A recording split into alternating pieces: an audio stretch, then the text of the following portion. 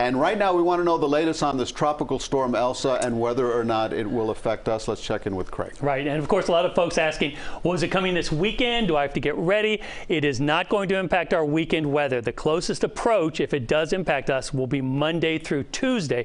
I'll show you that in just a second. And once again, we're not expecting a hurricane event here in South Florida. That's a big deal, of course, for folks, because when we expect a hurricane, then we have to shutter, and there's a lot of preparations. But this is probably going to be a minimal preparation event.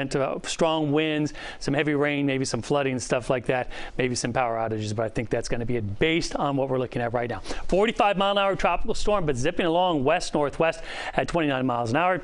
The tropical storm warnings in effect for much of the islands there, and now a tropical storm watch for the Tiburon Peninsula and parts of Haiti. Here's the future track, and then we go through the night here and through the day tomorrow, crossing through Barbados as well as the Windward Islands there. There is Friday afternoon, tomorrow afternoon, then tomorrow night, then on into Saturday afternoon there, close to the southern tip of Haiti there, the southern portion of Haiti and the Dominican Republic.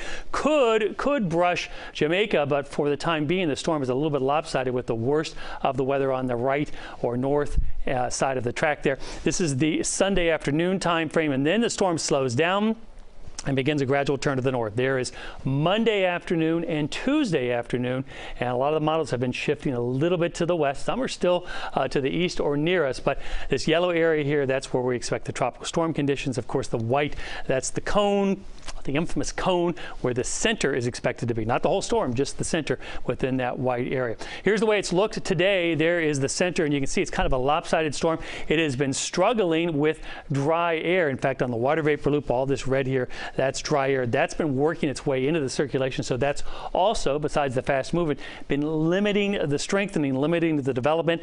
And we like that the dry air is going to stick around for a little while longer. And then once the storm slows down a little bit, it will kind of moisten its atmosphere and then has that opportunity for strengthening. Once again, the forecast track does not indicate a hurricane, but it is going to be moving through a little bit of wind shear. This is the Saturday time frame, and on Sunday heading towards warmer water here in the Western Caribbean, and much of the Gulf is warm as well. So the big question is going to be on its intensity, land interaction.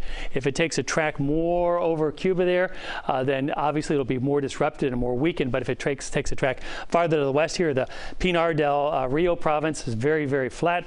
Could just cross that, and then it has an opportunity to strengthen in the eastern Gulf if it takes that track. So certainly all of Florida is watching it, but the West Coast watching it with great interest, as well as us here in South Florida and the Keys. There's our afternoon radar, showers and thunderstorms once again, but much of the activity has been inland today, so kind of a break at the Surfside site. You can see just some light rain across the area right now, but showers look like they're on the increase and coming up from the south. Biscayne Bay camera, some clouds this afternoon, temperatures on the warm side, but not excessively hot.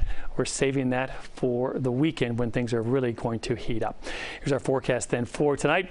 Looking for some spotty storms and some showers around, fairly humid, a low temperature in the upper 70s. Tomorrow we start our warm up, highs around 90 degrees, steamy sun and some spotty storms as well. Feels like temperatures will be around 100. So if you're going to be out and about, especially over the weekend, make sure you stay hydrated and out of the too much sunshine. South wind at 10 on the water, taking us through the weekend. Look at that, mid 90s for Saturday and Sunday.